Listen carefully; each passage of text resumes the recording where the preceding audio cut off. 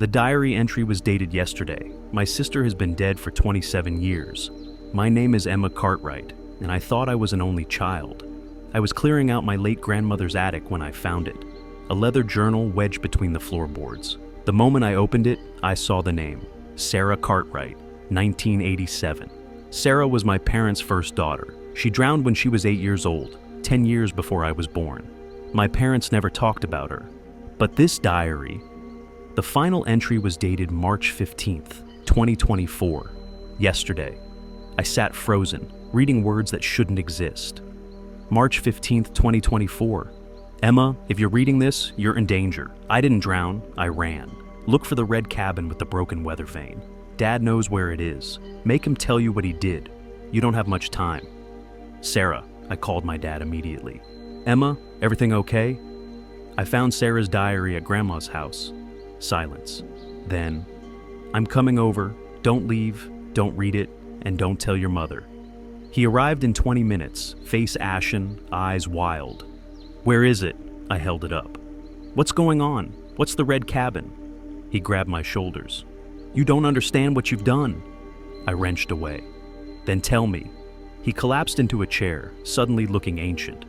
Sarah didn't drown. We lied. His hands shook. Your mother and I witnessed something before you were born. A murder. We testified, went into witness protection, but they found us anyway. My legs felt weak. What does this have to do with Sarah? They took her. The people we testified against. They broke in one night and took her as punishment. The marshals staged her death to protect the rest of us. Tears streamed down his face. I never saw her again. Then how did she write this yesterday?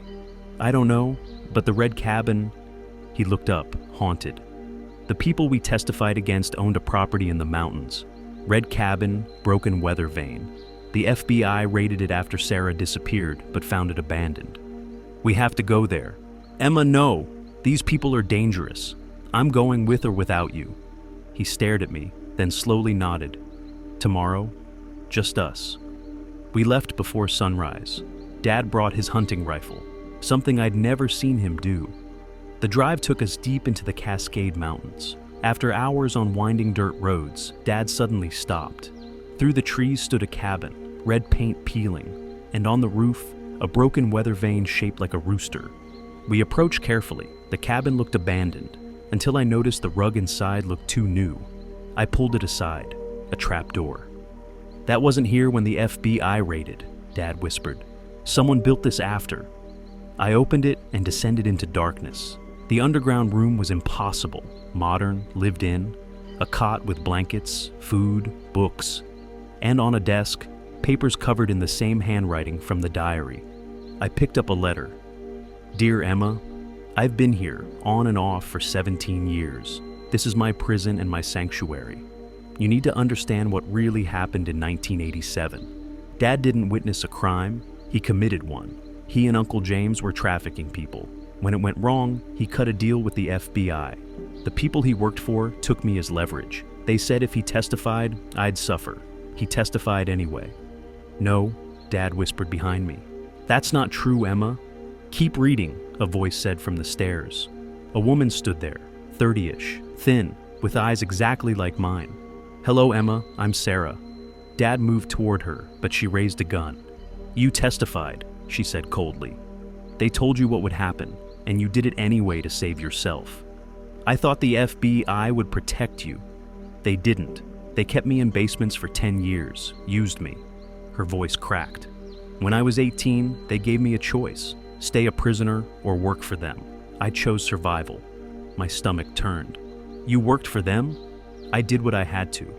I became valuable enough that they trusted me. Let me use this place as a safe house. She looked at me. I've watched you grow up, Emma. Watched Dad play the perfect father while I suffered. And I waited for this moment. I heard vehicles approaching. My employers are coming, Sarah said. I told them I had new inventory, you too. You're gonna sell us? I couldn't breathe. Your own family? Like he sold me? Dad dropped to his knees. Take me, do whatever you want, but let Emma go.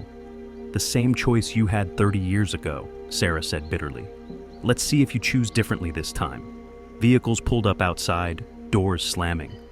Sarah, I said, voice steady, Why leave me the diary if you just wanted revenge? You could have killed us already." Her hand wavered. "You wanted someone to know the truth. You're not a monster. You're someone broken by monsters. There's a difference. You don't know what I've done. Then stop. Right now, we can run together. Go to the real FBI, end this. They'll find us, then we fight them." Sarah looked at Dad, then back at me. "I left evidence in the diary," she said suddenly. "Names, dates, locations, everything about the organization. Get it to the right people." She lowered the gun. "There's a tunnel. It exits a quarter-mile west. Run, now." "Come with us," I begged. She shook her head. "Someone needs to stay inside. Help the other girls. I'm the only one who can." Footsteps above us, voices calling out. "Go!" Sarah hissed. We ran through the tunnel, through the forest, stumbling in darkness. Behind us, shouting, gunfire. We made it to the truck, made it to the highway, made it to Portland as the sun rose. The diary is with the FBI now. Real agents. They've opened an investigation. Raids are happening, arrests being made. But Sarah? Yesterday, I got a package. No return address. Inside was a postcard from Seattle. On the back, "Still fighting. Stay safe, little sister. Maybe someday we can meet for real. As family. S." I don't know if I'll ever see her again. I don't know if she'll survive. But I know this. Sarah Cartwright didn't die in 1987. She survived. And somewhere out there, my sister is still fighting to save others. My father and I don't talk much now. Too much truth between us. But every day I check the mail. Every day I hope for another postcard. Because somewhere out there, I have a sister. And I won't stop searching until I find her.